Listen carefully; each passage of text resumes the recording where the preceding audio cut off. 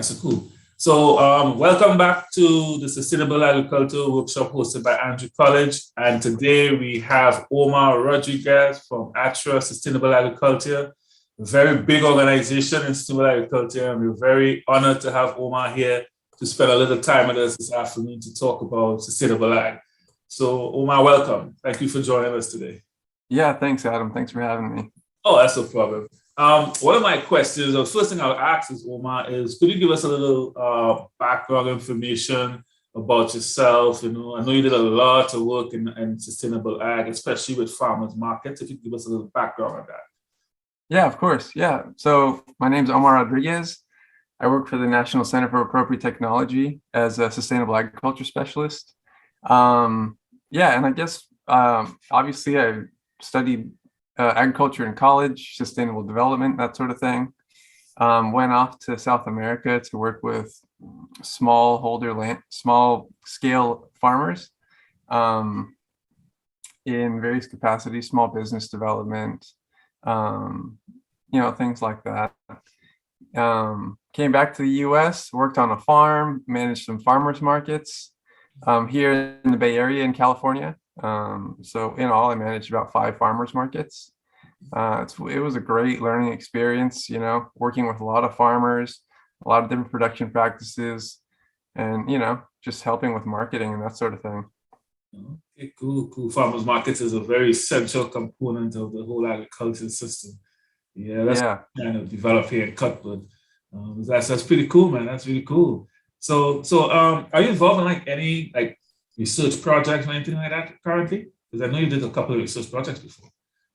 Currently, we just finished a small biosolarization project. Biosolarization is a kind of weed management technique that's used in a lot of it's being researched more now, but people are starting to implement that on their farms, and that's a little bit like occultation, but it incorporates more organic matter and different things like that. All right, sounds cool. So let me get into the meat of it now, because I know you have a lot of experience in running a farmers market and different types of farms, right? So do you think, right, that our agriculture system benefits from subsidies, or are they harmful to the actual farmer? Yeah, well, I think as they were intended, they were never really intended to be like a long-term solution to a problem. It was really supposed to be to help farmers for a specific issue. I think maybe they have a history with the Great Depression, but somehow they've kind of taken it around. But in general, I see them as being harmful, primarily due to the narrow list of commodities that they fund, and the fact that the vast majority of those subsidies go to just a few farmers. Something like the top 10% of the largest 10% of farmers get like 80% of subsidies or something like that. Right. Yeah. So I think that limits innovation, and it facilitates consolidation of land into the hands of fewer and fewer farmers. Yes, it doesn't. So I always say the money or the funding never gets into the small farmers' hands, and the small farmers' hands are what is the small farmers are actually what is responsible for feeding cities and towns like that. The big conventional farmers tend to export their product, So I get you on that, because the funding needs to trickle down to our smaller farmers. Yeah, I understand that. So what do you think that, if you had let's say you had a major voice in the government, right? What do you think would happen not exactly what do you think the government should do to actually change the farming industry? Yeah, I think that the government could do a lot to help fund innovation, more conservation on the ground, and also increase opportunities for organizations that serve farmers on the ground at the local level. I think that those, especially for kind of small scale and kind of locally focused farms, it's those organizations that can increase capacity to reach more of those, which is a huge challenge for lot of organizations. Yeah, I think we need some more money for innovation. That's what I think. Oh, the video is stuck, I think. Let me see. Oh, you're breaking up. Sorry? Oh, I was just breaking up. The video stopped for a minute there. Okay. Yeah. Yeah, Okay, good. We're back on now. Oh, don't worry. She'll edit all this. So, that's all right.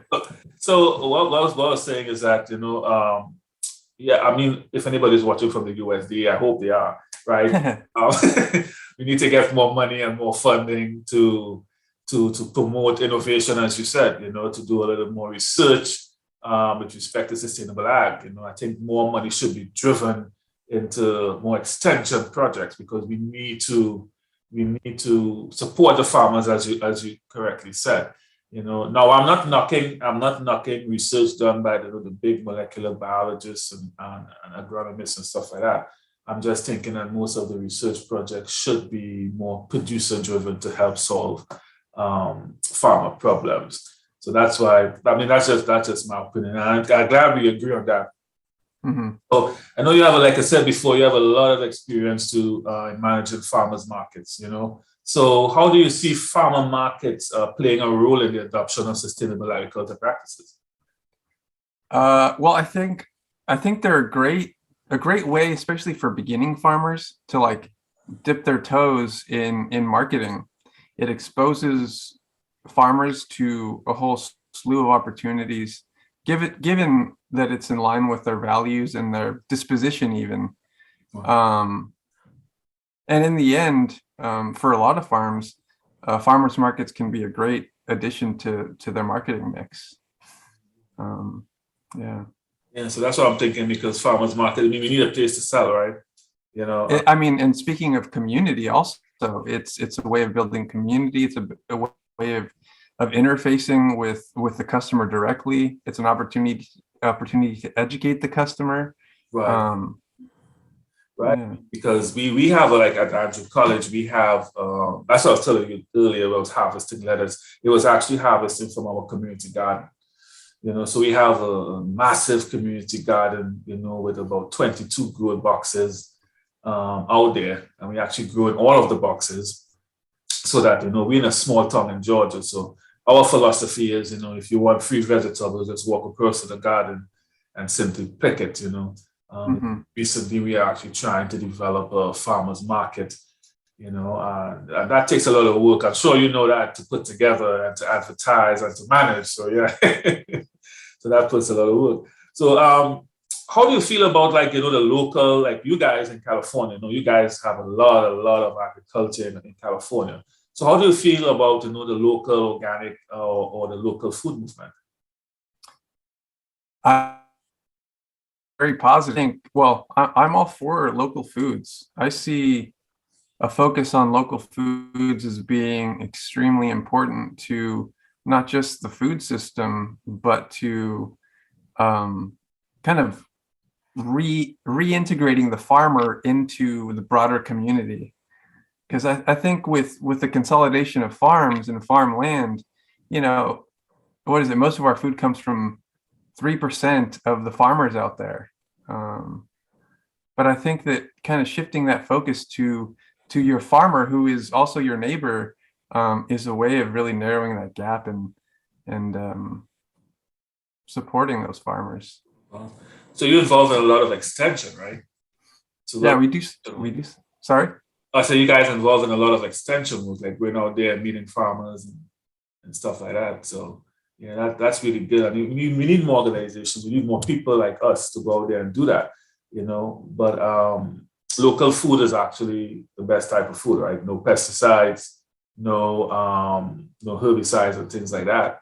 Tomato from a conventional farmer versus a tomato from a sustainable ag farmer is two entirely different tastes. So yeah, I agree. Mhm.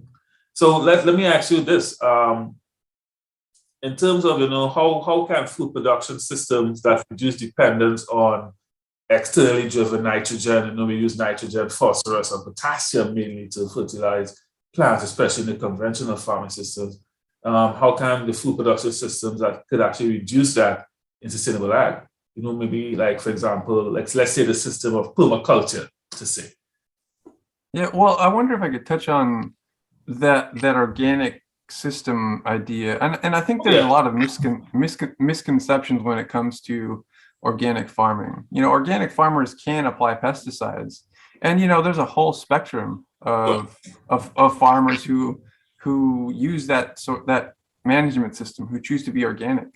Some toe the line and are basically just organic in name, and others are much more focused on kind of being ecologically conscious and focused on kind of regenerating the system that they're in. So, you know, there's a spectrum, just like there's a spectrum of conventional farmers. Some conventional farmers do a good job of kind of taking care of the soil and that sort of thing. They're adopting practices that are supportive of biodiversity. But by and large, yeah, on average, I think organic farms tend to be more kind of biologically conscious and focused on kind of leveraging ecosystem services and things like that. Yeah. Sorry, what was your question? You had a Oh, follow-up question. no, the question was like, for example, how can the food production systems, right? How can they reduce dependence on external fertilizers like nitrogen, phosphorus, and potassium, which is actually used in conventional farming? How could that food production system be designed to reduce that dependency? Yeah, okay. Yeah, so I think that starts with thinking of the soil as like a living ecosystem that can work in concert with the crops you grow, and kind of taking away that idea that it's an inert substrate that you just kind of put plants into, and then you can add your NPK or whatever it might be. Right. And then also learning about implementing practices that support that living ecosystem in the soil. That's, you know, cover cropping, compost, whatever it might be. And then from there, also thinking about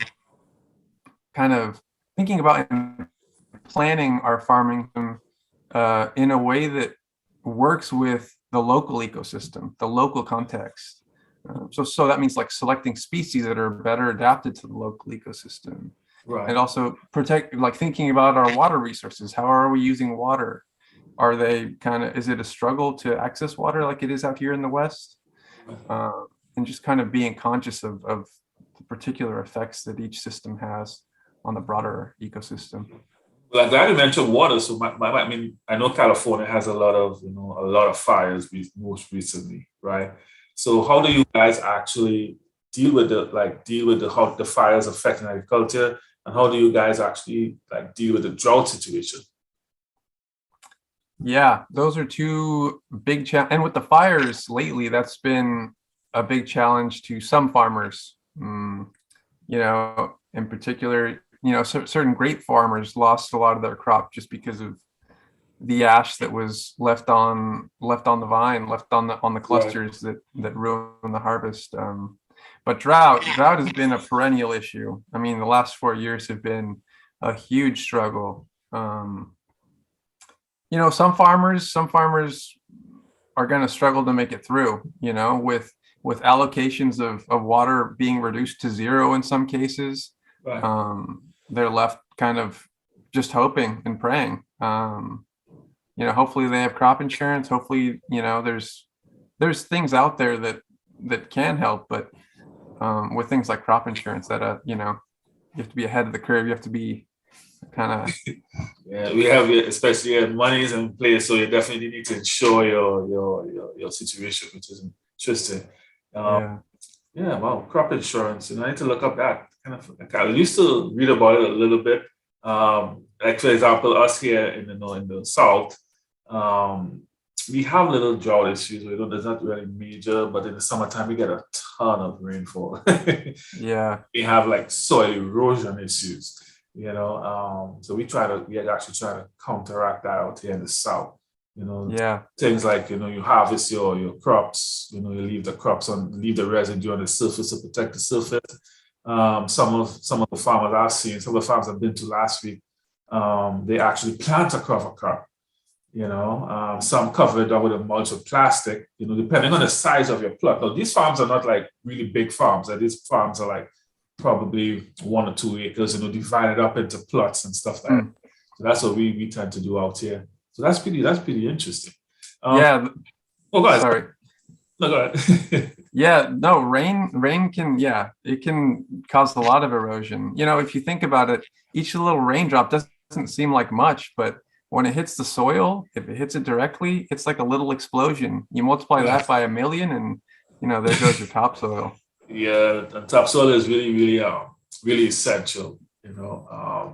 So you mentioned a little bit about technology, right, and innovation. So I'm kind of a little bit familiar with some of the stuff out in California, but could you give us like some examples of how innovation and technology was applied to you guys' agriculture production systems?